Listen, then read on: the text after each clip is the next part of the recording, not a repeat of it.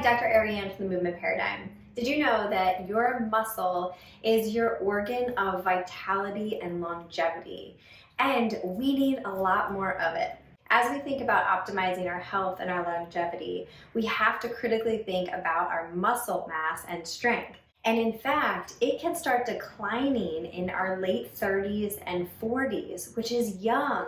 So there's so much opportunity to be able to build and maintain muscle mass as we move into our older years. You can even gain muscle mass after 50, after 60. So we want to think about preventing sarcopenia, which is a loss of muscle mass. That is one of the biggest predictors of poor recovery from falls as we get older. So we're going to talk today about why your muscle is your organ of longevity. What are some things that can happen with poor muscle mass? And of course, as always, what you can do about it.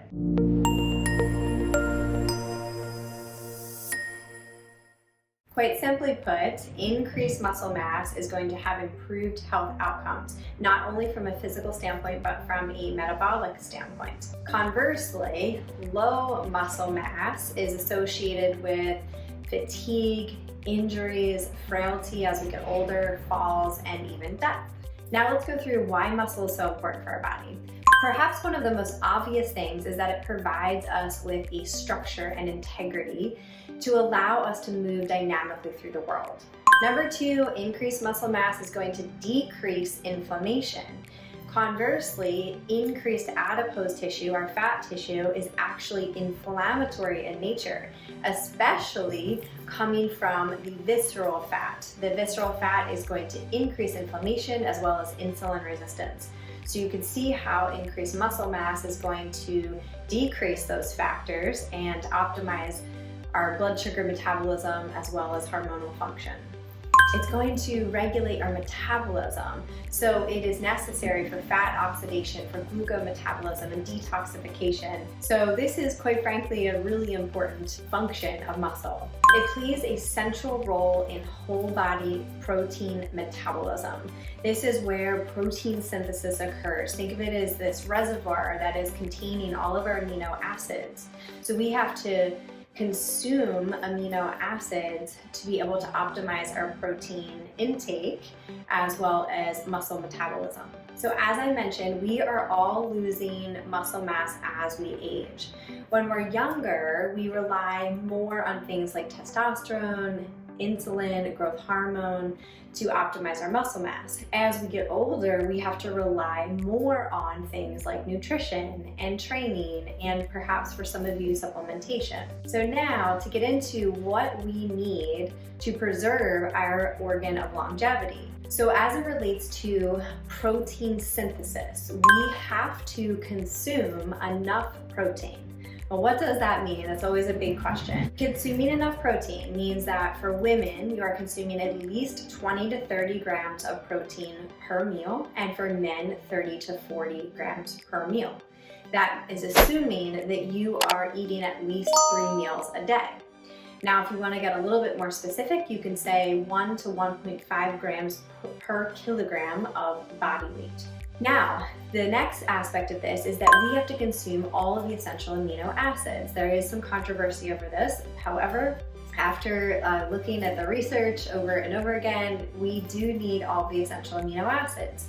So that means that if you are a vegetarian, you have to think about combining protein sources. For example, brown rice and peas are going to make a complete protein, where a chicken or fish or turkey is already a complete protein.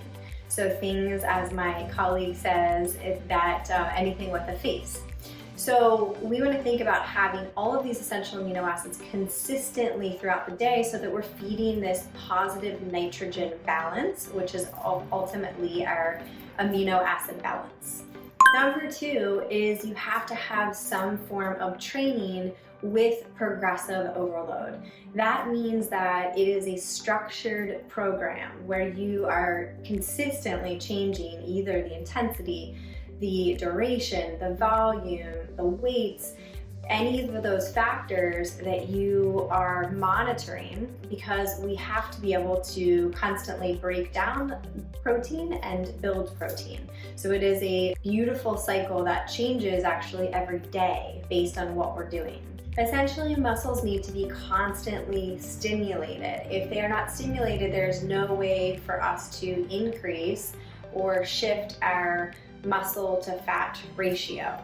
Regardless of age, if we take a 20-year-old, we know that a 20-year-old is going to be able to build bigger and stronger muscles than an 80-year-old. However, an 80-year-old with proper resistance training and progressive overload is still going to be able to develop larger muscles. So we want to really factor that in, that age should not be a factor in this, and you want, wherever you are right now is a great opportunity to start. And last but not least, there's supplementation. Of course, supplementation does not work alone, and it is absolutely necessary to have a really optimal diet with enough protein as well as a proper training regime. But there is enough scientific literature to prove that creatine is a promising supplement that can help with building muscle mass. Essentially, it's bringing water into the cell, into the muscle cell, so it's enlarging the cell so it is easier to develop more muscle force and mass.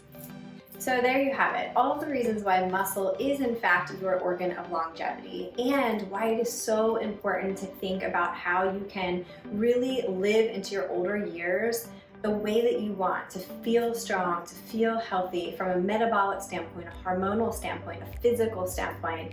It is so important. My entire career I've been trying to get anybody that will listen to me to strength train, because I think it is so valuable. And so I hope that you consider this if you're not already, and if you are, fantastic, and keep at it and try not to ever give up. So if this was helpful, give it a like, give it a share, and make sure to subscribe to our YouTube channel, The Movement Paradigm, for weekly tips on mindset, nutrition, and movement. Thank you.